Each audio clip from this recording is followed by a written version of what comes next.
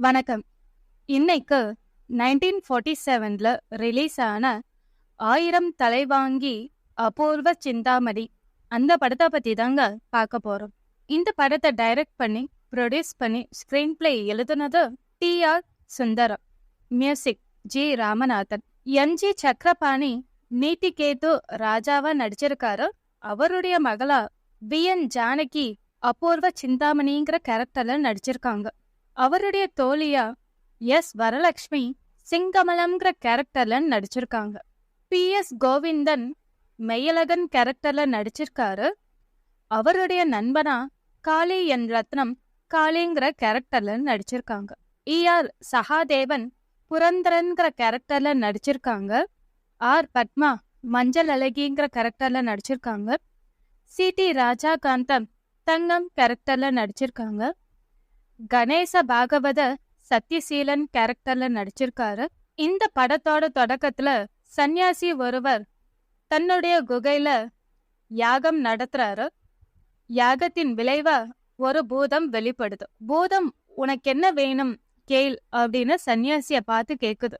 கல்வி ஞானத்துல சிறந்தவனா இருக்கிற எனக்கு எந்த சுகபோகமும் இல்ல, அதெல்லாம் நான் அனுபவிக்கணும். அதனால அனிமா உள்ளிட்ட அஷ்டமா சித்திகள் எனக்கு வேணும் அப்படிங்கிறாரு. அத அடையணும் அப்படின்னா 1000 தலை கொண்டு ஒரு மகா யாகம் நடத்தின அப்படின்னா அது கிடைக்கும் அப்படிங்கிறாரு அந்த பூதம். 1000 தலைகளுக்கு நான் எங்க போவேன் அப்படின்னு சன்னியாசி கேட்கிறாரு. அதற்கு உபாயம் அந்த பூதமே சொல்லுது. ஆதித்தபுரி மன்னனின் மகளான அபூர்வ சிந்தாமணியோட அழகுல நீ மயங்காம அந்த அழக பயன்படுத்தி 1000 தலைகளை உன்னால அடைய முடியும் அப்படிங்கிறாரு அந்த பூதம். சரின்னு சொல்றாரு அந்த சன்னியாசி.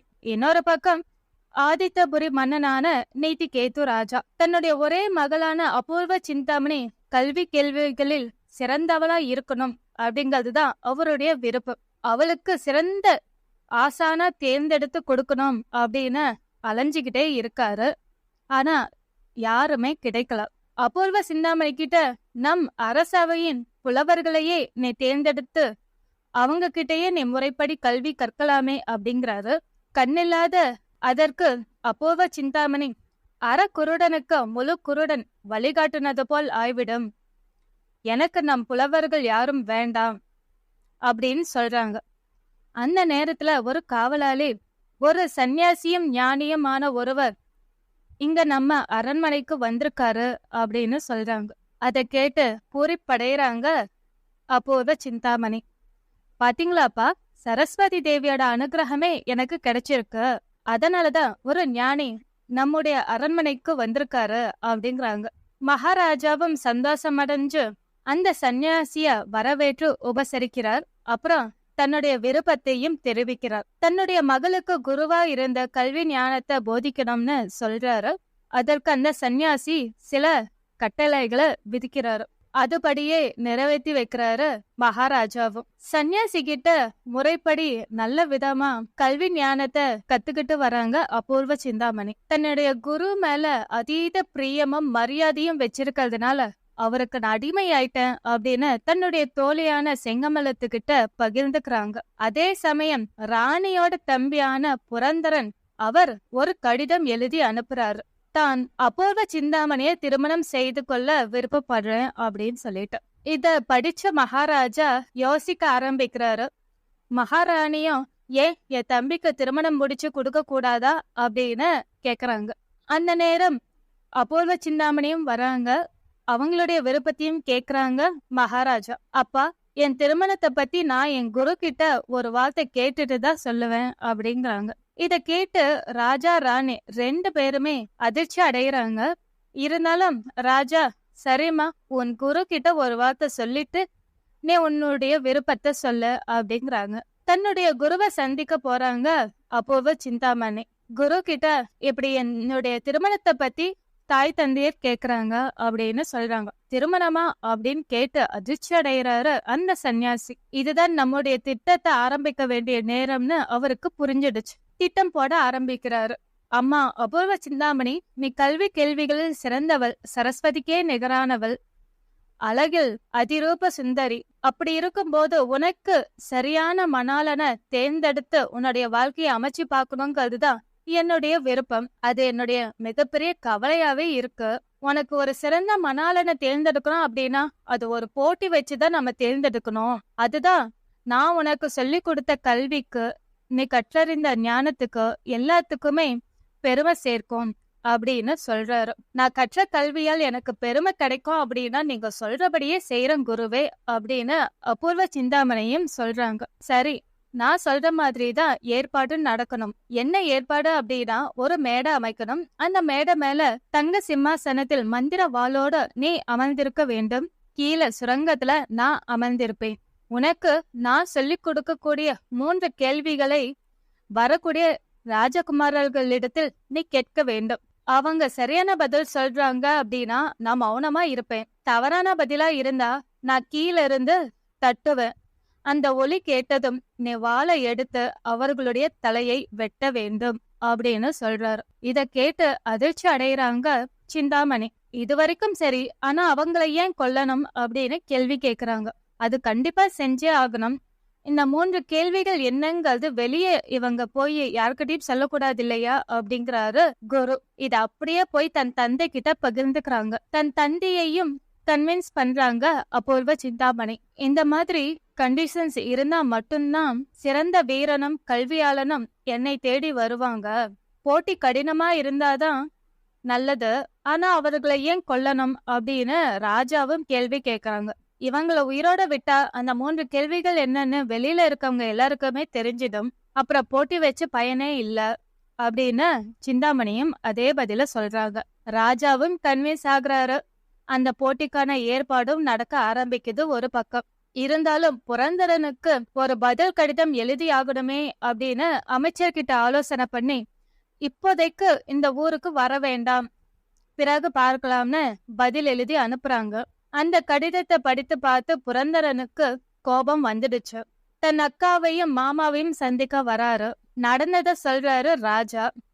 அத கேட்டு கோபப்படுறாரு. அந்த சன்னியாசி என்ன பண்ற பாருங்க, நான் சிந்தாமணிய பார்த்தே ஆகணும்ட்டு அவங்களுடைய இடத்துக்கு வராங்க.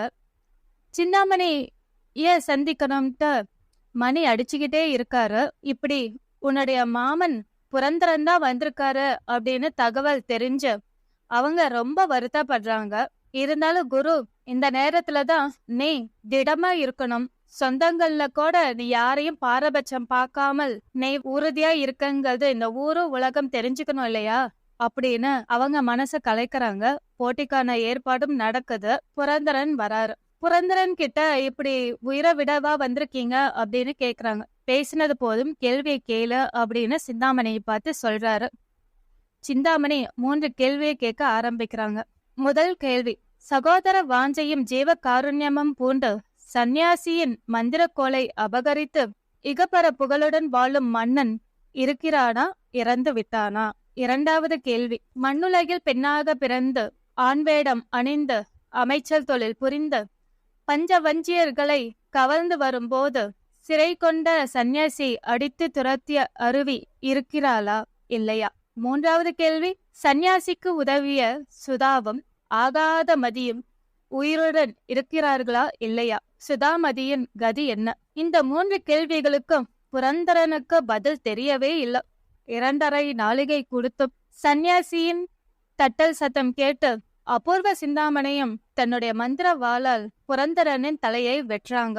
இதே மாதிரி ஒவ்வொருத்தரா அந்த கேள்விகளுக்கு பதில் சொல்லி அபூர்வ சிந்தாமணிய திருமணம் செய்து கொள்ளும் எண்ணத்தோடு ஒவ்வொருத்தரா வராங்க. பதில் தெரியாம தன்னுடைய உயிரை விடுறாங்க. 999 பேர் தன்னுடைய உயிரை விட்டுட்டாங்க. அவர்களுடைய தலையும் உடலும் ஒரு மரப்பெட்டியில் வைத்து பாதுகாக்கப்படுது. இந்த நிலையில கைவல்யபுரத்து அரசகுமாரனான மெய்யழகன் தன்னுடைய தோழன் காளி மற்றும் அமைச்சர் காவலாளிகளோட காட்டுக்கு வேட்டையாட போறாரு. அங்கேயே ஒரு நாள் தங்குறாங்க. இரவு நேரத்தில் ஒரு காவலாளி 2 சிங்கம் இருக்கு, அங்க விளையாடிக்கிட்டு இருக்கு அப்படின்னு தகவல் சொல்றாங்க. அதை கேட்டு சிங்கத்தை வேட்டையாட போறேன்னு கிளம்புறாரு. இந்த நேரத்துல வேண்டான்னு நண்பர் காளியும் தடுக்கிறாரு, அமைச்சரும் தடுக்கிறாங்க. இல்ல நான் போவேன்ட்டு கிளம்புறாரு. போகட்டும் இப்படிதான் இவங்க அண்ணன் 6 பேரும் சொன்ன பேச்ச கேட்காம போய் அவங்க உயிரை விட்டாங்கன்னு காளி பேச ஆரம்பிக்கிறாரு. இத தூரத்துல இருந்து போனவர் காதுல விழ திரும்பி வந்து காளி கிட்ட நடந்தத பத்தி கேக்குறாங்க. என் அண்ணன் 6 பேருமே இறந்து விட்டார்களா? எப்படி? அப்படின்னு கேக்குறாங்க. 2 பேருமே பதில் சொல்லாம அமைதியா இருக்காங்க. இருக்கட்டும், நான் என் தாய் தந்தையரிடமே கேட்கிறேன் அப்படின்னு சொல்லிட்டு அரண்மனைக்கு போறாரு. தன் தாய் தந்தையரை கேக்குறாரு. அத பத்தில தெரிஞ்சுக்க வேண்டாம்ப்பா, விட்டுடு அப்படின்னு அவங்களும் சமாதானப்படுத்தி பார்க்க முயற்சி பண்றாங்க. நீங்க சொல்லல அப்படின்னா நான் இந்த வாளால் என் கழுத்தையே அறுத்துப்பேன் அப்படின்னு மிரட்டவும் அவங்க ஒரு உண்மையை சொல்றாங்க. ஆதித்தபுரி மன்னன் மகளான அபூர்வ சிந்தாமணியின் 3 கேள்விகளுக்கு பதில் சொல்லி அவங்கள திருமணம் செய்து கொள்ளும் எண்ணத்தோடு ஒவ்வொருத்தரா போய் உயிரை விட்டுட்டாங்க அப்படின்னு அவங்க அப்பா சொல்றாரு. மெய்யழகன் இத கேட்டு அதிர்ச்சி அடைகிறாரு. அபூர்வ சிந்தாமணி மேல அதீத கோபம் இவருக்கு வருது. எப்படியாவது அபூர்வ சிந்தாமணிய பழி வாங்கியே தீருவேன், பாடம் கற்பித்தே தீருவேன்னு மெய்யழகன் சொல்லிட்டு தன் நண்பன் காளியோட ஆதித்தபுரிக்கு வந்து சேர்றாங்க. வந்து சேர்ந்தவங்க என்ன பண்ணலான்னு பேச ஆரம்பிக்கிறாங்க. காளி கேக்குறாரு, ஏப்பா என்ன கேள்வினே தெரியாம அவங்க முன்னாடி போய் உயிரை விடுறதுக்கு எதுக்குப்பா இவ்வளவு தூரம் வரணும் அப்படின்னு காளி கேக்குறாரு. உண்மைதான், ஆனா அந்த கேள்விகள் என்னன்னு நம்ம தெரிஞ்சுக்கணுமே அப்படின்னு மெய்யழகன் யோசிக்க ஆரம்பிக்கிறாரு. அப்புறம் காளி ஒரு ஐடியா சொல்றாரு. நாம இந்த அரண்மனை தோட்டத்துல வேலை செய்யறவங்கள சேர்ந்துப்போம். அப்புறம் இங்க சிந்தாமணி நந்தவனத்துக்கு வரக்கூடிய அந்த தோழிகள் கிட்ட பேசி என்ன கேள்விகள்னு நம்ம தெரிஞ்சுக்குவோம் அப்படின்னு காளி ஐடியா கொடுக்கறாரு. அதனால 2 பேருமே தோட்ட வேலை செய்பவர்களா உருமாறிக்கிறாங்க. அங்க அரண்மனை நந்தவனத்தை பாத்துக்க கூடிய ஒரு தாத்தா கிட்ட போய் வேலை கேட்டு அங்கேயே வேலைக்கு சேர்ந்துக்கிறாங்க. ஆனா சிந்தாமணி தோட்டத்து பக்கம் மட்டும் போகவே கூடாது, அது என்னுடைய பாதுகாப்பில் இருக்குன்னு தாத்தா ஸ்ட்ரிக்டா சொல்லிட்டாரு. எப்படியாவது அங்க போனாதானே சிந்தாமணியோட தோழி யாரையாவது சந்திக்க முடியும், அது என்ன கேள்வின்னு கேட்க முடியும்னு யோசிச்சுக்கிட்டே இருக்காங்க. அதற்கான சந்தர்ப்பத்துக்காக காத்துக்கிட்டே இருக்காங்க. அதற்கான சந்தர்ப்பத்தையும் இவங்களே அமைக்கிறாங்க. சிந்தாமணியோட நந்தவனத்துக்கு போய் வேலை செய்ய ஆரம்பிக்கிறாங்க. அந்த சமயத்தில் சிந்தாமணி தன் தோழி செங்கமலத்தோட நந்தவனத்துக்கு வராங்க. தாத்தா இவங்க 2 பேத்தையும் அறிமுகப்படுத்துறாரு. செங்கமலம் ரொம்ப கனிவா மரியாதையா மெய்யழகனுக்கு சப்போர்ட்டா பேசுறாங்க. இவங்களுக்குள்ள கண்டதும் காதல் உண்டாயிடுச்சு. சிந்தாமணி கூட செங்கமலம் புறப்படுறாங்க. பாதி வழியிலேயே நான் ஏதோ மறந்துட்டேன், பூவை பத்தி பேசணும் தாத்தா கிட்ட அப்படின்ட்டு மறுபடியும் தோட்டத்துக்குள்ள வராங்க. மெய்யழகனை சந்திக்கிறாங்க. அப்பதான் இவங்களுக்கு புரியுது இவங்க ஒரு அரசகுமாரன் சொல்லிட்டு. அவங்க வந்த வழியிலேயே திரும்பி போயிடுறாங்க. இரவு நேரத்தில் தனியாக வந்து மெய்யழகனை சந்திக்கிறாங்க. 2 பேரும் மனசை விட்டு பேச ஆரம்பிச்சு காதலிக்கவும் ஆரம்பிக்கிறாங்க. இவங்க தன்னை பத்தி சொல்றாங்க. நானும் அவந்தி நாட்டு இளவரசி, என்னுடைய தாய் தந்தையர் இறந்து விட்டார்கள், நான் சின்ன வயசுல இருந்தே இங்கதான் வளர்ந்துகிட்டு இருக்கேன் அப்படின்னு செங்கமலம் சொல்றாங்க. அப்புறம் தன்னுடைய திருமணத்தை பத்தி செங்கமலம் பேசுறாங்க. இப்போதைக்கு காதல் கல்யாணம்ங்கிறதுலாம் கிடையாது செங்கமலம். எனக்கு இந்த 3 கேள்விகள் என்ன அப்படிங்கறது தெரிஞ்சுக்கணும், அதற்கான பதிலும் தெரிஞ்சுக்கணும், அதுக்கப்புறம் தான் எதா இருந்தாலுமேனு மெய்யழகன் சொல்றாரு. அந்த 3 கேள்விகள் என்னன்னு செங்கமலத்துக்கிட்ட கேக்குறாங்க. அந்த 3 கேள்விகளையும் சொல்றாங்க. நான் பக்கத்திலே இருந்ததுனால கேள்விகள் தெரியும், ஆனா பதில் எனக்கு தெரியாதுன்னு 3 கேள்விகளையும் சொல்றாங்க. அதை கேட்டவர் யோசிச்சுக்கிட்டே இருக்காரு. எப்படியாவது உன் தோழிக்கிட்ட கேட்டு அதற்கான பதில் என்னன்னு தெரிஞ்சுக்கிட்டு வாயேன்னு மெய்யழகன் சொல்றாரு. செங்கமலமும் உங்களுக்காக நான் எதை வேணாலும் செய்வேன்ட்டு சிந்தாமணி கிட்ட பேச ஆரம்பிக்கிறாங்க. நீ என்கிட்ட ஒளிவு மறைவில்லாம பழகுவேன்னு நான் நினைச்சுக்கிட்டு இருந்தேன், ஆனா இப்போ நீ ஒரு விஷயத்த மறைச்சிட்டேன்னு செங்கமலம் பேச்சு ஆரம்பிக்கிறாங்க. சிந்தாமணிக்கு புரியல, என்னன்னு தான் முழுசா சொல்ல எனக்கு தெரியலையே அப்படிங்கிறாங்க. இந்த 3 கேள்விகளுக்கு பதில் என்னன்னு எனக்கு தெரியவே இல்ல, ஆனா இத பத்தி நீ என்கிட்ட சொல்லவும் இல்ல அப்படின்னு செங்கமலம் சொல்றாங்க. அதற்கு சிந்தாமணி, இந்த கேள்விகளுக்கு எனக்கே பதில் தெரியாது, சன்னியாசிக்கு மட்டும்தான் தெரியும், ஆனா இந்த கேள்விகளுக்கு பதில் எந்த ஊரில் இருக்குன்னு அவரே சொல்லியிருக்காரு. முதல் கேள்விக்கான பதில் மதிவதனபுரத்திலும், 2வது கேள்விக்கான பதில் சம்பங்கிபுரத்திலும், 3வது கேள்விக்கான பதில் நதிசீலபுரத்திலும் இருக்கு அப்படின்னு மட்டும் என்னுடைய குரு சொல்லி இருக்காரு அப்படின்னு அபூர்வ சிந்தாமணி சொல்றாங்க. உடனே செங்கமலம் தன்னுடைய காதலன் மெய்யழகனை சந்திக்கிறாங்க. எனக்கு முழுசான பதில் கிடைக்கல, ஆனா ஒரு க்ளூ தான் கிடைச்சிருக்கு. ஏன்னா அபூர்வ சிந்தாமணிக்கு இந்த கேள்விகளுக்கான பதில் தெரியாதாம், ஆனா இந்த கேள்விகளுக்கான பதில் எந்த ஊரில் கிடைக்கும்னு மட்டும் அந்த குரு சொல்லியிருக்காருன்னு அந்த விவரத்தை பகிர்ந்துக்கிறாங்க செங்கமலம். இது போதும், நான் இப்பவே கிளம்புறேன். இந்த ஊர்களுக்கு போய் நான் இந்த கேள்விகளுக்கான பதிலை தெரிஞ்சுக்கிட்டு தான் திரும்புவேன். திரும்பி வந்து உன்னை கண்டிப்பா கல்யாணம் பண்ணிக்கிறேன்னு வாக்கு கொடுத்துட்டு தன் நண்பன் காளிய அழைச்சிக்கிட்டு மதிவதனபுரத்துக்கு புறப்பட ஆரம்பிக்கிறாங்க. மதிவதனபுரத்துக்கு போகும் வழி தெரியாததுனால வழியில ஒரு சன்னியாசிய சந்திக்கிறாங்க. அவர் மூலமா ஒரு கப்பல் துறைமுகம் இருக்கு, அந்த கப்பல்ல ஏறி பயணம் பண்ணீங்க அப்படின்னா மதிவதனபுரத்துக்கு போய் சேர்ந்திடலாம். ஆனால் சன்னியாசி வேடம் பூண்டுதான் நீங்க அங்க போக முடியும்னு சன்னியாசி சொல்றாரு. அது மட்டும் இல்லாம அவரே சன்னியாசி வேடம் போடுறதுக்கான உடைகளையும் அவங்களுக்கு கொடுக்கறாரு. தன்னுடைய ராஜ உடைகளை அங்கேயே வச்சுட்டு சன்னியாசி வேடம் பூண்டு காளியும் மெய்யழகனும் கப்பல் துறைமுகத்துக்கு போறாங்க. கப்பல்ல ஏறாங்க. ஆனா வழியில கப்பல் கவிழ்ந்து கடல்ல நீச்சல் அடிச்சு ஒரு வழியா கரை சேர்றாங்க. கரை சேர்ந்தவங்களுக்கு எந்த வழியில போறதுனே தெரியாம நடந்துகிட்டே இருக்காங்க. வழியில ஒரு காளி கோவில் தெரியுது. காளி கோவிலுக்கு போய் மனமுருகி பிரார்த்திக்கிறாரு மெய்யழகன். மெய்யழகனுடைய பிரார்த்தனைக்கு மனமிறங்கி காளி தேவியும், நீ எடுத்துக்கிட்ட காரியத்துல உனக்கே வெற்றி கிடைக்கும்னு நான் வரம் தர, அது மட்டும் இல்லாம என் பெயரை சொல்லி தீர்த்தம் தெளித்த அப்படின்னா இறந்தவர்களும் உயிர் பிழைப்பார்கள் அப்படின்னு காளி வரம் கொடுக்கறாங்க. ரொம்ப சந்தோஷத்தோட மெய்யழகனும் காளியும் காளி சொன்ன பாதையில நடக்க ஆரம்பிக்கிறாங்க. ஒரு வீட்டை வந்து சேர்றாங்க. அங்க ஒரு கணவன் மனைவி இருக்காங்க. இப்படி 2 சன்னியாசிகள் இந்த வழியா வராங்களே, அதுவும் இந்த மதிவதனபுரத்துக்கு வராங்களேன்னு அவங்க 2 பேரும் ஆச்சரியப்படுறாங்க. அந்த கணவன், அடடா இவங்களுக்கு என்ன பைத்தியமா இந்த ஊருக்கு வந்திருக்காங்க அப்படின்னு சொல்லிட்டு புலம்பிக்கிட்டே இருக்காரு. மெய்யழகனும் காளியும் இவங்க கிட்ட வந்து பேச ஆரம்பிக்கிறாங்க. எதுக்காக இங்க வந்திருக்கீங்க? இங்க எல்லாம் இருக்கக்கூடாது, உடனே போயிடுங்க, இல்லைன்னா எங்க மகாராஜா உங்களுடைய உயிரை எடுத்துடுவாரு. உங்களுக்கு உதவினோம் அப்படின்னாலும் எங்களுக்கு ஆபத்து தானே.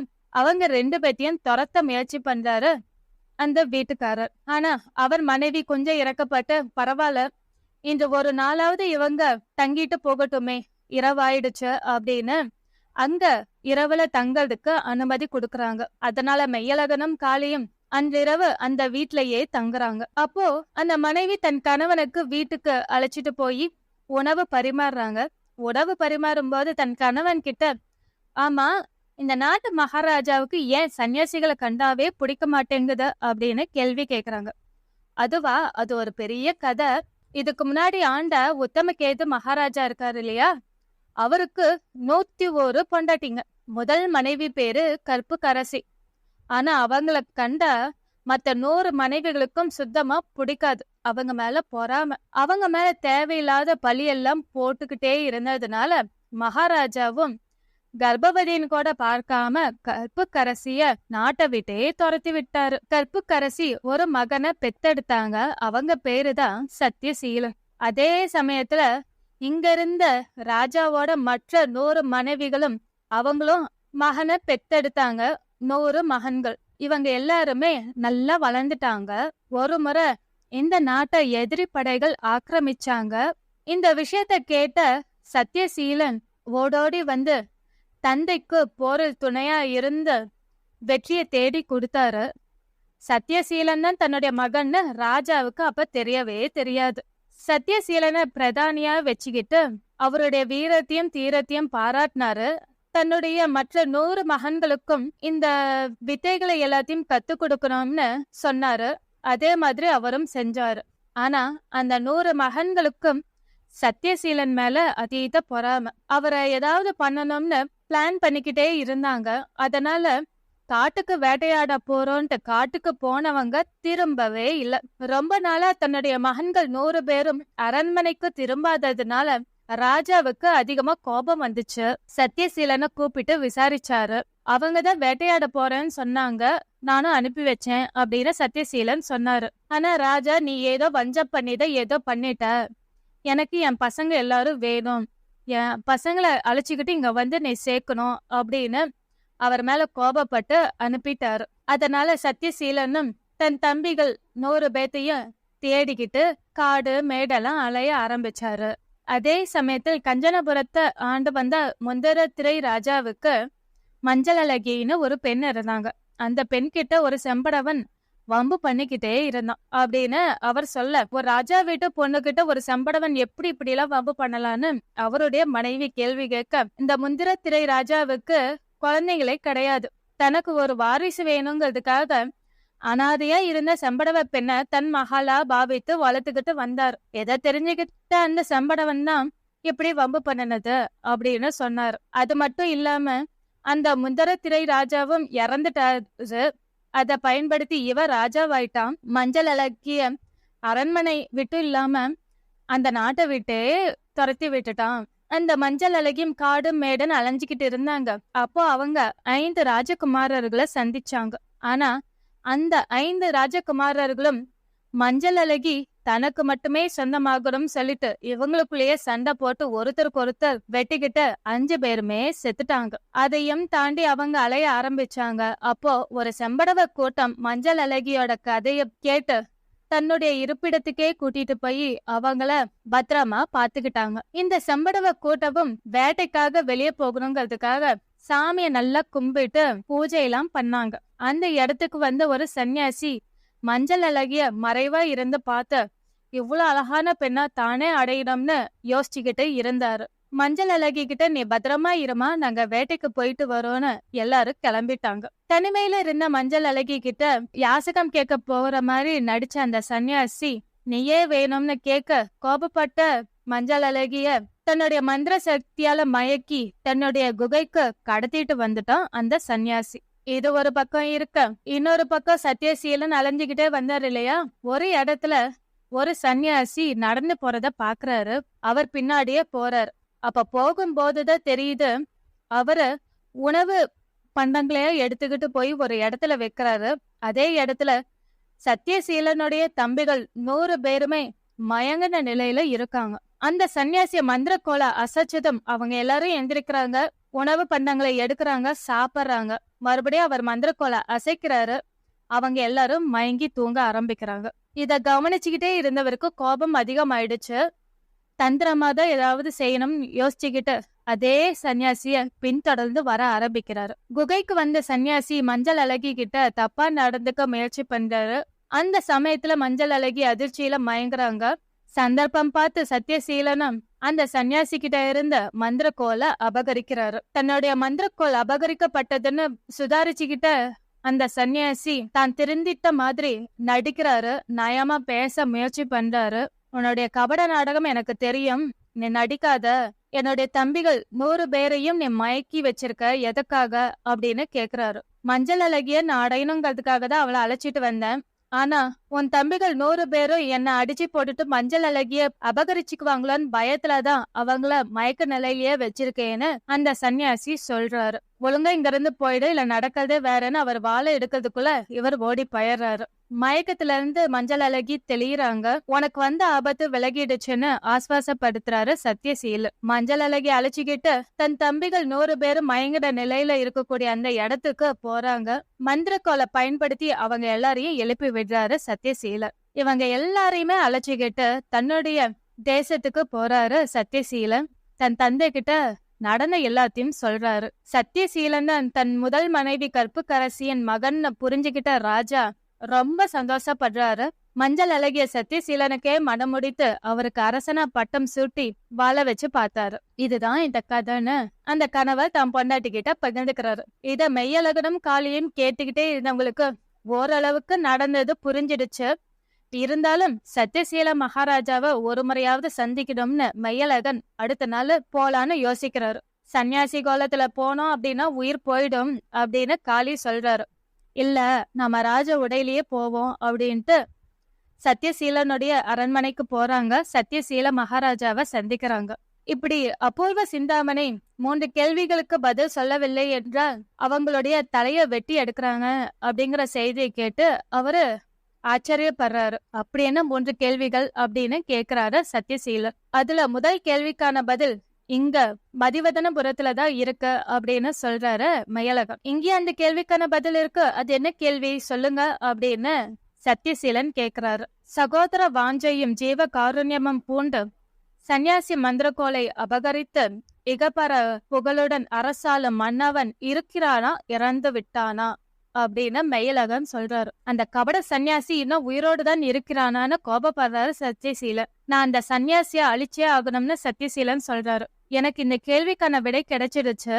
இன்னும் 2 கேள்விகளுக்கான பதில நான் தேடணும் அப்படின்னு கிளம்பணும் அப்படிங்கிறாரு. அந்த கேள்விகளுக்கான பதில கண்டுபிடிச்சிட்டு நான் உங்களை ஊருக்கு போகும்போது அழைச்சிட்டு போறேன்னு மெய்யழகன் வாக்கு கொடுக்கிறாரு. மெய்யழகனும் காளியும் அடுத்த ஊரான சம்பங்கிபுரத்துக்கு போகிறதுக்கான ஏற்பாடுகளை சத்தியசீல மகாராஜாவே பண்ணி கொடுக்கிறாரு. அவருடைய உதவியால சம்பங்கிபுரத்துக்கு வந்து சேர்றாங்க மெய்யழகனும் காளியும். அங்க ஒரு வீட்டுல கணவன் மனைவி இருக்காங்க. அவங்க கிட்ட பேச ஆரம்பிக்கிறாங்க. கணவர் கிட்ட பேசும்போதுதான் இந்த ஊரோட மகாராஜா பத்தி சொல்லுங்கன்னு காளி கேக்குறாரு. மகாராஜாவா? இந்த ஊருக்கு ராணி தான், சம்பங்கி அம்மா தான் மகாராணி அப்படின்னு சொல்றாங்க. மகாராணியா எப்படி? அந்த அம்மா தான் 5 பொண்ணுங்களை கல்யாணம் பண்ணிக்கிட்டு வந்தாங்க அப்படின்னு சொல்றாங்க. மகாராணி 5 பொண்ணுங்களை கல்யாணம் பண்ணிட்டாங்களா எப்படி அப்படின்னு அந்த கதைய சொல்லுங்கன்னு மெய்யழகனும் காளியும் ஆர்வத்தோட கேட்க ஆரம்பிக்கிறாங்க. அந்த கேள்விக்கான பதில சொல்ல ஆரம்பிக்கிறாரு அவர். இந்த நாட்டை ஆண்டுகிட்டு வர அம்பரசேது மகாராஜாவுக்கு ஒரே ஒரு மகன் அம்பிகா நிதி. அவங்களுக்கு கல்யாணமாயி இளவேனேன்னு ஒரு மனைவியும் இருக்காங்க. இருந்தாலும் சேனாதிபதி மகளான சம்பங்கியும் அம்பிகா நிதியும் ஒருவர் காதலிச்சாங்க. இந்த காதல தெரிஞ்சுக்கிட்ட மகாராஜாவுக்கு அது சுத்தமா பிடிக்கல. அதனால அவருடைய விருப்பத்தையும் மீறி இவங்க ரகசியமா கல்யாணம் பண்ணிக்கிட்டாங்க. கொஞ்ச நாளைக்கு தூர தேசத்துல போய் வாழலான்ட்டு சம்பங்கி மற்றும் இளவேனிய அழைச்சிக்கிட்டு வேற ஊருக்கு வந்துட்டாரு அம்பிகா நிதி. காட்டு வழியா வந்தவங்க அதே இடத்துல கூடாரம் கட்டி தங்க ஆரம்பிச்சாங்க. அப்போ ஒரு புலி வந்துச்சு.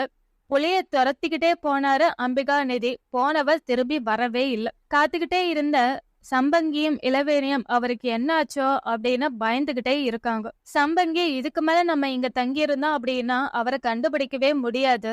அதனால நான் அம்பிகா நிதியாயிடுறேன் அப்படின்னு சொல்லிட்டு தன் கணவருடைய உடைகளை அணிந்து ஆனா மாறுறாங்க. இனிமே நீ என்னுடைய மனைவி இளவேனே அப்படிங்கிறாங்க. அப்பதான் இங்க இருக்க காவலர்கள் நாம சொல்றபடி நடந்துப்பாங்க, இல்லைன்னா ஆபத்து தான் வரும்னு சொல்லிட்டு அவங்க 2 பேருமே அங்கிருந்து மணிபுரிக பட்டணத்துக்கு போய் சேர்றாங்க. மணிபுரிக பட்டணத்து ராஜாவான குணவதி ராஜாவுக்கு பிரதம மந்திரி பதவிக்கு யாருமே இல்லைங்கிறதுனால அம்பிகா நிதியா இருக்க சம்பங்கிய தன்னுடைய பிரதம மந்திரியை நியமிக்கிறாரு.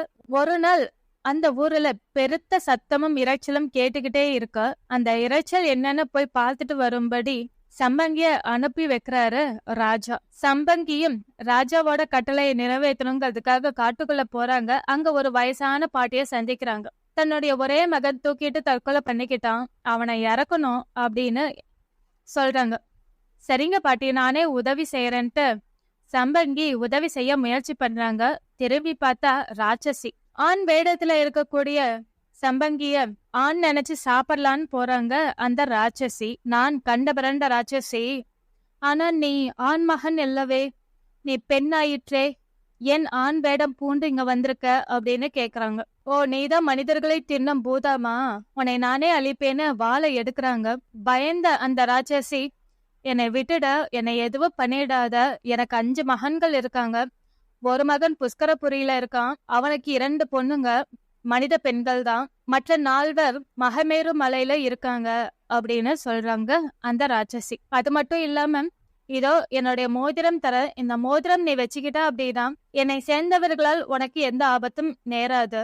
அதே மாதிரி என்னுடைய புடவையும் நான் தரேன். இந்த மாதிரி புடவை எங்கேயுமே கிடைக்காதுன்னு அந்த சீலையும் கொடுக்குறாங்க. அதையும் வாங்கிக்கிறாங்க சம்பங்கி. ராஜா கிட்ட போய் பெருமிதமா அந்த கண்ட பிறண்ட ராட்சசிய நான் அழித்து ஒழித்து விட்டேன் அப்படின்னு சொல்றாங்க. அதை கேட்டு ராஜா ரொம்ப சந்தோஷப்படுறாரு. தன் மகள்கள் பாரதி மற்றும் விவேகவதியின் பிறந்தநாள் விழா வருது, அதுல நீ உன் மனைவியோட வந்து கலந்துக்கணும்னு சம்பங்கி கிட்ட சொல்றாங்க. இளவேணி கிட்ட போய் அந்த புடவையை கொடுத்து பிறந்தநாள் விழாவுக்கு இதையவே அணிவிச்சுக்கிட்டு வா அப்படிங்கிறாங்க. அங்க என்னுடைய பேரை சம்பங்கின்னு தயவு செஞ்சு சொல்லிடாத, நான் அம்பிகா நிதின்னு சொல்லி இளவேணிய அழைச்சிக்கிட்டு தம்பதி சமேதரரா அந்த பிறந்தநாள் விழாவுக்கு போறாங்க.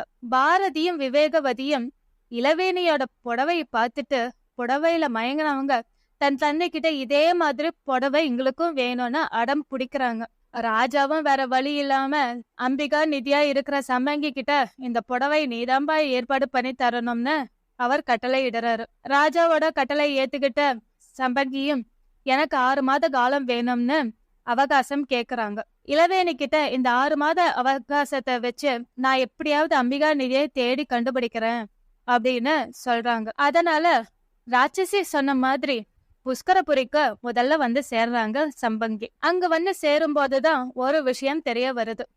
அந்த நாட்டு மகாராஜா அந்த குலத்துக்கிட்ட இருக்கக்கூடிய அந்த ராட்சசனை யாரு அழிக்கிறாங்களோ அவங்களுக்கு அவருடைய மகளும் பொண்ணும் பொருளும் தருவதா அவர் சொல்லியிருக்காரு. அதனால சம்பகியும் அந்த குலத்துக்கு அருகில் போறாங்க. பாம்பு வடிவில் வந்த அந்த ராட்சசனை சந்திக்கிறாங்க. ராட்சசன் ஒரு மாதிரி சம்பகி கிட்ட பேச ஆரம்பிக்கிறாங்க. ஓ, நீ பெண்ணா? நான் நினைச்சேன் ஆண்களை மட்டுமே தான் நாங்க சாப்பிடுவோம், பெண்களை சாப்பிட மாட்டோம் அப்படின்னு சொல்றாங்க அந்த ராட்சசன். அப்புறம் மோதிரத்தை காட்டுறாங்க. காட்டிட்டு எனக்கு உங்க அம்மா ஒரு புடவை கொடுத்தாங்க, அதே மாதிரி 2 புடவை எனக்கு வேணும்னு தன்னுடைய வேண்டுதலை கேக்குறாங்க.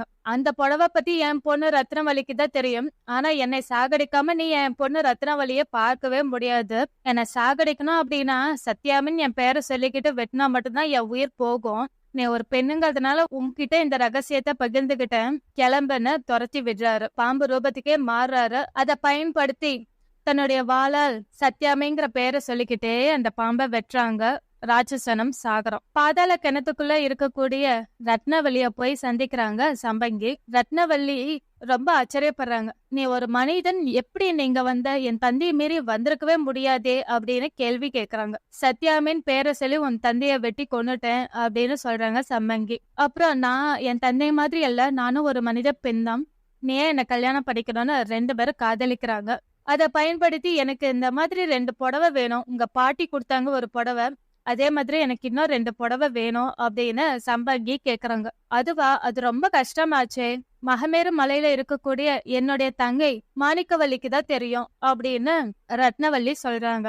இருந்தாலும் நான் என் தந்தை எழுதின மாதிரி ஒரு கடிதத்தை எழுதி கொடுக்கறேன், அதை பயன்படுத்தி நீங்க மகமேரு மலையில இருக்கக்கூடிய என்னுடைய சிறிய தந்தையர்களை சந்திக்க முடியும்னு ரத்னவல்லி ஒரு ஐடியா கொடுக்கறாங்க. அதனால கடிதம் எடுத்துக்கிட்டு மகமேரு மலைக்கு போறாங்க. நாகுங்கிற அந்த சிறிய தந்தையர்கள் 4 பேரையும் சம்மங்கி வெட்டி கொல்றாங்க. அதுக்கப்புறம் மாணிக்கவல்லிய சந்திக்கிறாங்க. 2 புடவையும் கிடைக்குது. மாணிக்கவல்லி ரத்னவல்லியும் அழைச்சிக்கிட்டு புஷ்கரபுரி மன்னன் கிட்ட போய் சேர்றாங்க. புஷ்கரபுரி மன்னன் கிட்ட நடந்ததை சொல்றாங்க. என்னுடைய மகள் உடக்கே அப்படின்ட்டு திருமணம் செய்யறதுக்கான ஏற்பாடு பண்றேன் அப்படிங்கிறாரு. சம்பங்கி உடனே திருமணம் வந்து நான் என் ஊர்ல கொண்டு போய் நடத்திக்கிறேன், இருந்தாலும் 9 நாளைக்கு ஆண்டி பரதேசிகளுக்கு நீங்க விருந்து வைக்கணும் அப்படின்னு சொல்றாங்க. அதுபடியே 9 நாள் அங்க விருந்து ஏற்பாடுகள் நடக்குது. 9வது நாள் அம்பிகா நிதி ஆண்டியா வந்து அங்க சாப்பிடுறாரு. அம்பிகா நிதியை கண்டுபிடிச்சிட்டோன்னு சம்பங்கி இளவேணி 2 பேரும் சந்தோஷப்படுறாங்க. இவங்க எல்லாருமே சேர்ந்து குணவதி ராஜா கிட்ட போய் சேர்றாங்க. அங்க போய் அந்த ராஜாவோட மகள்கள் கிட்ட அந்த 2 புடவையும் பரிசா கொடுக்கறாங்க. அந்த புடவை பார்த்துட்டு இந்த மாதிரி வீர தீர செயலை செய்துகிட்டு வந்த அவங்களதான் நாங்க கல்யாணம் பண்ணிப்போன்னு 2 பேரும் அடம் பிடிக்கிறாங்க. அதனால குணவதி ராஜாவும் தன்னுடைய மகள்களான பாரதி மற்றும் விவேகவதிய சம்பங்கியோட அனுப்பி வைக்கிறாரு. சோ ரத்னவல்லி, மாணிக்கவல்லி, புஷ்கரபுரி மன்னனின் மகள், அப்புறம் பாரதி, விவேகவதி, இந்த 5 அழைத்து கொண்டு இளவேணி, தன்னுடைய கணவன் அம்பிகாநிதி, சம்பங்கி இவங்க எல்லாரும் காட்டு வழியா பயணம் செய்யறாங்க. ஒரு இடத்துல தங்குறாங்க. இந்த 5 பெண்களுமே அங்க பக்கத்துல இருக்கக்கூடிய நந்தவனத்துல விளையாடிக்கிட்டு இருக்காங்க. இளவேணி, அம்பிகா நிதி, சம்பங்கி இவங்க 3 பேரும் நடந்த எல்லாத்தையும் பேசிக்கிட்டே இருக்காங்க. நேரம் போறதே தெரியல. இந்த 5 பெண்களையும் பார்த்த சன்னியாசி அவங்கள நயவஞ்சகமா பேசி தன்னுடைய குகைக்கு அழைச்சிட்டு போறாரு. ரொம்ப நேரமாயும் இந்த 5 பெண்களும் காணாமேன்னு அம்பிகா நிதி ஞாபகப்படுத்துறாரு. அட ஆமா, பேசிக்கிட்டே இருந்ததுல நம்ம மறந்துட்டோம், அதனால காவலாளிகளை அழைச்சு அந்த பெண்களை தேடும்படி சொல்றாரு அம்பிகா நிதி. சம்பங்கி தானும் போறேன், போய் தேடிட்டு வரேன்ட்டு காவலாளிகளோட கிளம்புறாங்க. தேடிக்கிட்டே வந்தவங்க இந்த குகைக்கு வராங்க. அதே சமயத்துல சன்னியாசி அந்த பெண்கள் கிட்ட நயமா பேசுறது, வஞ்சகமா நடந்துக்கிறது, தப்பா நடந்துக்க முயற்சி பண்றாரு. அப்புறம் காவலாளிகளை வச்சு அந்த சன்னியாசிய அடித்து வெளுத்து வாங்குறாங்க. பெண்களையும் காப்பாற்றி அவங்களுடைய நாட்டுக்கு அழைச்சிட்டு போறாங்க சம்பங்கி. இந்த எல்லா விஷயத்தையும் கேட்ட அந்த ராஜா தன்னுடைய மகன் அம்பிகா நிதிக்கு முடிசூட்டி வைக்கிறாரு. ஆனா அம்பிகா நிதி தன்னுடைய மனைவியான சம்பங்கிய மகாராணியா முடிசூட்டி வைக்கிறாரு. எப்படிதான் எங்க அம்மா சம்பங்கி அம்மா மகாராணியா இப்ப எங்களுடைய நாட்டை ஆண்டுகிட்டு வராங்கன்னு அவரு சொல்றாரு. இதை கேட்ட மெய்யழகனும் காளியும் அடுத்த நாள் சம்பங்கிய பாக்கிறதுக்காக அரண்மனைக்கு போறாங்க. நடந்த விவரத்தை சொல்றாங்க. 2வது கேள்விக்கான பதில் இந்த ஊரில் தான் இருக்குன்ட்டு இங்க வந்தோம் அப்படின்னு அந்த கேள்வியும் சொல்றாங்க. ஓ, அந்த கபட சன்னியாசி இன்னும் உயிரோடு தான் இருக்கிறானா, நான் உயிரோட இருக்கானா இல்லையான்னு தெரிஞ்சுக்கதான் இந்த கேள்வியை கேட்டிருக்கான் அப்படின்னு கோபப்படுறாங்க. பொறுமையா இருங்க, எனக்காக காத்துக்கிட்டு இருங்க. இன்னொரு ஊருக்கு போய் 3வது கேள்விக்கான விடையை நான் தேடிக்கிட்டு நான் வரேன். அப்புறமா எல்லாரும் சேர்ந்து ஊருக்கு போலான்ட்டு மயிலகன் அவங்கள ஆஸ்வாசப்படுத்திட்டு அடுத்த ஊருக்கு கிளம்புறாங்க. போற வழியில மெய்யழகனும் காளியும் சந்திரபுரத்துக்கு வந்து சேர்றாங்க. அங்க நந்தவனத்துக்குள்ள நுழையிறாங்க. அந்த நந்தவனத்தில் சுந்தரவல்லிய சந்திக்கிறாங்க. சுந்தரவல்லிக்கு மெய்யழகன் மேல ஒரு பிரியம் உண்டாகுது. அவங்கள காதலிக்கணும்னு ஆசைப்படுறாங்க, கல்யாணம் படிக்கணும்னு ஆசைப்படுறாங்க, நெருங்கி பழகுறாங்க. நான் என்னுடைய கேள்விகளுக்கு பதில் கிடைக்காம காதலும் கிடையாது, கல்யாணமும் கிடையாதுன்னு மெய்யழகன் சொல்றாரு. அப்படி என்ன கேள்வி சொல்லுங்களேன் அப்படின்னு. நதிசீலபுரத்துலதான் அந்த கேள்விக்கான பதில் இருக்கு, நான் அங்கதான் போகணும் அப்படின்னு சொல்றாரு மெய்யழகன். நதிசீலபுரமா? நதிசீலபுரத்தை அரசன் தான் என்னுடைய ஆசான். அப்பனா எனக்கு கண்டிப்பா தெரியுமா அந்த கேள்விக்கான பதில், நீங்க சொல்லுங்களேன் அப்படின்னு சுந்தரவல்லி வற்புறுத்துறாங்க. அந்த கேள்விய சொல்றாரு மெய்யழகன். சன்னியாசிக்கு உதவிய சுதாவும் ஆகாத மதியும் இறந்து விட்டார்களா இல்லையா, சுதாமதியின் கதி என்ன அப்படிங்கறதா கேள்வி அப்படின்னு சொல்லவும், காதல் மொழியோடு பேசிக்கிட்டு இருந்த சுந்தரவல்லிக்கு கோபம் அதிகமாயிடுச்சு. இவங்க 2 பேத்தையும் சிறையில அடைங்கன்னு காவலர்களுக்கு உத்தரவு போடுறாங்க. என்ன நடக்குதுன்னே தெரியாம சிறைக்கு போறாங்க. சிறையில இருந்து தந்திரமா தப்பிச்சு வெளியே வராங்க. தப்பிச்சு வெளியே வந்தவங்க பலாலபுரத்துக்கு கன்னி மாடத்துல போய் சேர்றாங்க. அங்க செல்வநாயகம்ங்கிற அரசகுமாரிய சந்திக்கிறாங்க. அவங்களும் மெய்யழகன் மேல பிரியமோட நடந்துக்கிறாங்க, காதலிக்க ஆரம்பிக்கிறாங்க, அவரை கல்யாணம் பண்ணிக்கணும்னு ஆசைப்படுறாங்க. அவங்களும் சொல்றாங்க, நதிசீலபுரத்து அரசன் என்னுடைய ஆசான் அப்படின்னு சொல்றாங்க. இவரும் அந்த கேள்விய சொல்ல அவங்களுக்கும் கோபம் வர இவங்க 2 பேத்தையும் பாதாள சிறையில அடைங்கன்னு உத்தரவு போடுறாங்க. மறுபடியும் மெய்யழகனும் காளியும் பாதாள சிறையில போய் அடைக்கப்படுறாங்க. அங்க இருந்தவன் தந்திரமா எப்படியோ தப்பிச்சு வெளியே வந்தவங்க மச்சபுரத்தரசருடைய நந்தவனத்துக்குள்ள நுழையிறாங்க. இதுக்கு மேல யாருக்கிட்டையும் பேசவே கூடாதுன்னு 2 பேரும் ஒரு அக்ரிமெண்ட்டுக்கு வராங்க, ஊமையாவே நடிக்கணும்ட்டு. அங்க இருக்கக்கூடிய பச்சைவேணி யான அரசகுமாரி கிட்ட ஓம பாஷையிலேயே பேசுறாங்க. அப்புறம் அவங்க, பரவாயில்ல, இவ்வளவு அழகா இருக்கீங்க, உங்களை உண்மையா படைச்சிட்டாரு ஆண்டவன்னு மனமிறங்கி நீங்க இங்கேயே தங்கி ஓய்வெடுங்க, நாளைக்கு போகலாம் அப்படின்னு சொல்றாங்க. இருந்தாலும் மெய்யழகனுடைய அழகுல மயங்கின பச்சைவேணி அவங்கள இரவில் சந்திக்கணும்னு போறாங்க. ஆனா அங்க கேஷுவலா மெய்யழகனும் காளியும் பேசிக்கிட்டு இருக்கத தெரிஞ்சுக்கிட்டு, ஓ, இவங்க 2 பேரும் ஊமை இல்ல, நல்லா பேசுவாங்கன்னு தெரிஞ்சுக்கிறாங்க பச்சைவேணி. நீங்களும் ஒரு அரசகுமாரன் தானே, ஏன் பொய் சொன்னீங்கன்னு முழு விவரத்தை கேக்குறாங்க. காளியும் வந்து வார்னிங் கொடுக்கறாரு, கேள்விய மட்டும் கேட்காதன்னு அவரும் வார்னிங் கொடுக்கறாரு. ஆனா பச்சைவேணி ரொம்ப வற்புறுத்துறதுனால இவரோ அந்த கேள்வியை கேட்க ஆரம்பிக்க அவங்களுக்கு கோபம் வர இவங்க காவலாளிகளை கூப்பிடுறதுக்குள்ள மெய்யழகனும் காளியும் அந்த இடத்த விட்டு ஓடி வராங்க. வந்தவங்க நதிசீலபுரத்து சத்திரத்துல போய் சேர்றாங்க. அங்க சத்திரத்துக்குள்ள இருக்கவர்கிட்ட விசாரிக்கிறாங்க அந்த நாட்டு ராஜா பத்தி. நதிசீலபுரத்து ராஜா மதிவதன சக்கரவர்த்தி அப்படின்னு சொல்றாரு. அடடா, சக்கரவர்த்தியா அப்படின்னு காளி ஆச்சரியப்படுறாரு. அவரை எப்ப சந்திக்கலாம் அப்படின்னு மெய்யழகன் கேக்குறாரு. அவர் காலையில இந்த பக்கமா தான் வருவாரு, குதிரையில வருவாருன்னு சத்திரத்துல இருக்கிறவர் சொல்றாரு. அப்புறம் மெய்யழகன், காளிய நீ இங்கேயே இரு, நான் மட்டுமே போய் ராஜாவை சந்திக்கிறேன் அப்படிங்கிறாரு. ராஜாவுடையில போய் ராஜாவை சந்திக்கிறதுக்காக ஒரு இடத்துல ஓரமா நின்னுக்கிட்டு இருக்காரு. ராஜா குதிரையில வராரு. ராஜா மெய்யழகனை பார்த்துட்டு, நீ யாருப்பா அப்படின்னு விசாரிக்கிறாரு. நான் கைவல்யபுரத்து அரசனின் குமாரன் மெய்யழகன்னு தன்னை அறிமுகப்படுத்திக்கிறாரு. கைவல்யபுரத்து அரசனோட மகனா நீயே? வா வா, என்னுடைய நண்பனோட மகன், வா அரண்மனைக்கு போலான்னு சந்தோஷமா அழைச்சுக்கிட்டு போறாரு. 2 பேரும் ஆஸ்வாசப்படுத்திக்கிட்டு பேசுறாங்க. பேசும்போது சாப்பிடலான்னு அவரு சொல்றாரு. அடடா, ஒரு விஷயத்த மறந்துட்டேன், அந்த விஷயத்த முடிச்சிட்டு வந்துட்டு நம்ம 2 பேரும் போய் சாப்பிடலான்ட்டு சவுக்கு எடுத்துக்கிட்டு ஒரு அறைக்கு போறாரு. அங்க ஒரு நாய கட்டி போட்டு வச்சிருக்காங்க, அதை அடிக்கிறாரு. ஒரு காவலாளி அதுக்கான உணவை கொண்டு வந்து வைக்கிறாரு. அடுத்து இன்னொரு அறைக்கு போறாரு. அங்கேயும் ஒரு நாய் கட்டப்பட்டிருக்கு, அதையும் சவுக்கால அடிக்கிறாரு. ஒரு காவலாளி அதுக்கான உணவை கொண்டு வந்து வைக்கிறாரு. மறுபடியும் இன்னொரு அறைக்கு போறாரு. அங்க ஒரு பெண் மெத்தையில படுத்திருக்காங்க. அந்த பெண்ணுக்கு 5 சவுக்கடி விழுது.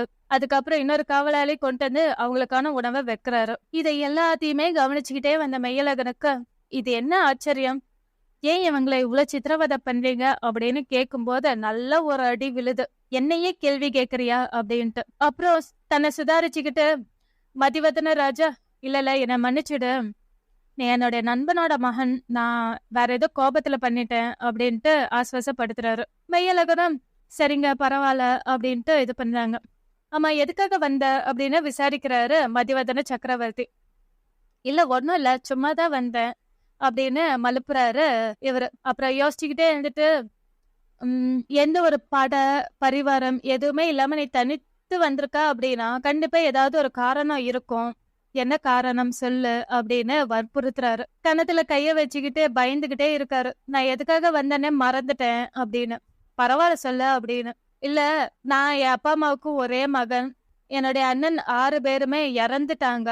இப்படி அபூர்வ சிந்தாமணின்னு ஒருத்தி 3 கேள்வி கேக்குறா. அந்த கேள்விக்கு பதில் சொல்லாதவங்கள தலை வெட்டி கொன்னுறா. அந்த கேள்விகளுக்கு பதில் தேடிக்கிட்டு தான் நான் ஒவ்வொரு ஊரா வந்தேன். கடைசி கேள்விக்கான பதில் இந்த ஊரில் தான் இருக்கு. அதனாலதான் வந்தேன். ஆனா வழியில 3 பெண்களை சந்திச்சேன். அவங்க கிட்ட இந்த கேள்வியை கேட்கும்போது அவங்களால எனக்கு பெரிய பிரச்சனை ஆயிடுச்சு அப்படின்னு சொல்றாரு. யார் அந்த 3 பெண்கள், அவங்க ஏன் உனக்கு பிரச்சனை பண்ணாங்க அப்படின்னு சொல்றாரு. அதான் சுந்தரவல்லி, செல்வநாயகம், பச்சவேனேன்னு சொல்றாரு. அவங்க 3 பேருமா என்னுடைய மாணவிகளாச்சே, அவங்க ஏன் உங்ககிட்ட அப்படி நடந்துக்கிட்டாங்கன்னு தெரியலையே. சரி அது என்ன கேள்வி சொல்ல அப்படின்னு வற்புறுத்துறாரு ராஜா. அப்போ அந்த கேள்வியை கேட்க ஆரம்பிக்கிறாரு மெய்யழகர். சன்னியாசிக்கு உதவிய சுதாவும் ஆகாத மதியம் உயிருடன் இருக்கிறார்களா இல்லையா? சுதாமதியின் கதி என்ன? இத கேட்டதும் ராஜாவுக்கு கோபம் வந்து மெய்யழகனை தள்ளி வாளை எடுத்து வீச ஆரம்பிக்கிறாரு. மெய்யழகன் பதட்டத்துல பதறாரு. என்னை மன்னிச்சிடுங்க, நான் உங்க தோழனுடைய மகன் அப்படின்னு சொல்லிட்டு சொல்றாரு. அப்பதான் அவரை சுதாரிச்சுக்கிட்டு, அவனுக்கு அப்பவே 25 வயசு, இப்போ கண்டிப்பா அவனுக்கு 40 வயசு இருக்கும். ஆனா இவனோ இளைஞன், எவனா இருக்காதுன்ட்டு ஐயோ தப்பு பண்ணிட்டேன்ட்டு மெய்யழகனை எழுப்பி அமர வைக்கிறாரு, ஆஸ்வாசப்படுத்துறாரு. அப்புறம் என்னை மன்னிச்சிருப்பா, நான் கோபத்துல பண்ணிட்டேன் அப்படின்னு. மறுபடியும் அந்த கேள்வி கேளு அப்படிங்கிறாரு. அவர் மறுபடியும் கண்ணத்தை பிடிச்சிட்டு, என்னால இந்த கேள்வி ஏன் மறுபடியும் கேட்க முடியாது, என்னை மன்னிச்சிடுங்க, எனக்கு மறந்து போச்சு, நான் எதுக்காக வந்தேன்னு மறந்து போச்சு, அந்த கேள்வியே மறந்து போச்சு, என்னை இப்படியே விட்டுருங்க, நான் போயிடுறேன் அப்படின்னு அவர் கெஞ்சவே ஆரம்பிச்சுட்டாரு. எல்லாம் என் மேலதான் தப்பு, என்னை மன்னிச்சிடு, நான் உனக்கு ஒரு வாக்கு தரேன், உன்னை எதுவும் பண்ண மாட்டேன், நீ மறுபடியும் அந்த கேள்வியை கேளு அப்படிங்கிறாரு. மறுபடியும் மெய்யழகன் அந்த கேள்வியை கேட்கிறாரு. அந்த கேள்விக்கான விடைய நீ ஏற்கனவே பார்த்துட்ட. ஏன்னா ஒரு காலத்துல வேட்டைக்கு போலான்னு புறப்பட்டேன்னா பாதியிலே திரும்பி வந்துட்டேன். மனைவிய பார்க்கலன்னு அந்தபுரத்துக்கு போனா அங்க இல்ல. அதனால நான் நந்தவனத்துக்கு போனேன். போன போதுதான் சன்னியாசியோட சுதாவுக்கு நெருங்கிய தொடர்பு இருக்குன்னு தெரிஞ்சது. அவங்கள புடின்ட்டு இந்த நாய்களை அனுப்புறேன். ஆனா இந்த நாய்களும் சுதா கிட்ட போய் தான் நினைச்ச வழியா அந்த சன்னியாசிய துரத்தவே இல்ல. அணுவா சித்திரவாதம் பண்ணணும்ட்டு. அதனாலதான் இவங்களுக்கு தினைக்குமே சவுக்கடியோட உணவு அப்படின்னு ராஜா சொல்றாரு. அந்த கபட சன்னியாசிய நான் பழி வாங்கியே தீரணும், அவனோட உயிர் என் கையாலதான் போயே ஆகணும்னு அவரு சொல்றாரு. அதுக்கு என்ன, தாராளமா செஞ்சுக்கலாம், நீங்க எல்லாரும் புறப்பட்டு என் கூட ஆதித்தபுரிக்கு வாங்க அப்படின்னு சொல்றாங்க. அதனால நதிசீலபுரத்து மதிவதன சக்கரவர்த்தி, போற வழியில சம்பங்கிபுரத்துல சம்பங்கி, மதிவதனபுரத்துல சத்தியசீலன், இவங்க 3 பேரையும் அழைச்சிக்கிட்டு ஆதித்தபுரிக்கு போய் சேர்றாங்க. மெய்யழகன் ஆதித்தபுரி மன்னனான நீதிகேத்துவ தனியா சந்திக்கிறாரு. இப்படி போட்டியில கலந்துக்க வந்திருக்கேன்னு அறிமுகப்படுத்திக்கிறாரு. பெருமூச்சு விட்டு, இந்த போட்டியில கண்டிப்பா நீ ஜெயிக்கணும்னு நான் மனசார விருப்பப்படுறேன்னு சொல்றாரு. ஆனா அதுக்கு உங்களோட உதவி தேவை அப்படிங்கிறாரு மெய்யழகன். எல்லா உதவியும் செய்ய நான் தயாரா இருக்கேன் அப்படின்னு ராஜா வாக்கு கொடுக்கறாரு. இந்த போட்டி எப்படி நடக்குதுன்னு முதல்ல எனக்கு சொல்லுங்க அப்படிங்கிறாரு. அவங்களுடைய அறையில ஒரு மேடை இருக்கும். மேடையில தங்க சிம்மாசனத்தில் மந்திரவாளோடு அபூர்வ சிந்தாமணி இருப்பான். கீழே சுரங்கத்துல சன்னியாசி இருப்பாங்க அப்படின்னு ராஜா சொல்றாரு. இப்படி 999 பேரோட தலைய வெட்டிட்டாங்க அப்படின்னா இது சாதாரண விஷயம் கிடையாது. இதுக்குள்ள ஏதோ ஒரு விஷயம் மறைஞ்சிருக்குன்னு தான் நான் நினைக்கிறேன். இந்த 3 கேள்விகளுக்கும் பதில் அந்த சன்னியாசிக்கு மட்டுமே தெரியுங்கிறதுனால இது பல பேர் முன்னிலையில நடக்க வேண்டிய போட்டி. அதனால அதற்கான ஏற்பாடு செய்யுங்க அப்படின்னு மெய்யழகன் ராஜா கிட்ட சொல்றாரு. ராஜாவும் அதற்கான ஏற்பாடு செய்யறாரு. அரசவை கூடுது. சுரங்கத்துல இருக்கக்கூடிய சன்னியாசிய வெளியே வாங்கட மெய்யழகன் அழைக்கிறாரு. வெளியே வராரு சன்னியாசி. அபூர்வ சிந்தாமணி கிட்ட, நீ உன்னுடைய கேள்வியை கேளு அப்படிங்கிறாரு. முதல் கேள்வி கேக்குறாங்க. இதோ முதல் கேள்விக்கான பதில் சத்தியசீல மகாராஜா. 2வது கேள்வி கேக்குறாங்க. 2வது கேள்விக்கான பதில் இதோ சம்பங்கி புரத்து மகாராணி சம்பங்கி அப்படின்னு அறிமுகப்படுத்துறாரு மெய்யழகன். 3வது கேள்விய கேட்க ஆரம்பிக்கிறாங்க. மூன்றாவது கேள்விக்கான பதில் நதிசீலபுரத்து ராஜா மதிவதன சக்கரவர்த்தின்னு அறிமுகப்படுத்துறாரு மெய்யழகர். ஆகாத மதிங்கிறது என்ன பத்தி தான் சன்னியாசி சொல்லிருக்கான்னு சொல்லிட்டு தன்னுடைய வாளை எடுத்து வீசுறாரு.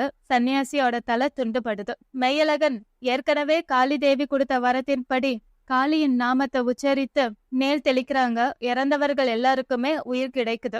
அப்புறம் மெய்யழகன் அபூர்வ சிந்தாமணியை புரந்தரனை கல்யாணம் பண்ணிக்கும்படி சொல்றாரு. செங்கமலத்தை கல்யாணம் பண்ணிக்கிறாரு மெய்யழகன். இதுதாங்க இந்த படத்தோட கதை. இந்த படம் டோட்டலாவே 3 மணி நேரம். ஆனா இந்த படத்துல அப்படியே இந்த கதை போகிற போக்கு பாத்தீங்க அப்படின்னா இந்த 3 மணி நேரம் போனதே தெரியலன்னு தான் சொல்லணும். ஏன்னா காமெடி கலந்துதான் எடுத்திருக்காங்க.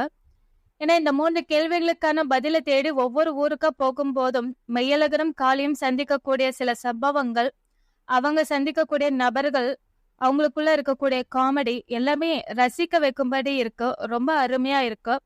இந்த படத்துல வரக்கூடிய பாடல்கள் எல்லாமே இந்த படத்துல நடிச்சவங்களே பாடியிருக்காங்கங்கிறது சிறப்பான விஷயம். பார்த்து ரசிக்க வேண்டிய படங்கள். பார்த்து ரசிங்க. தேங்க்யூ.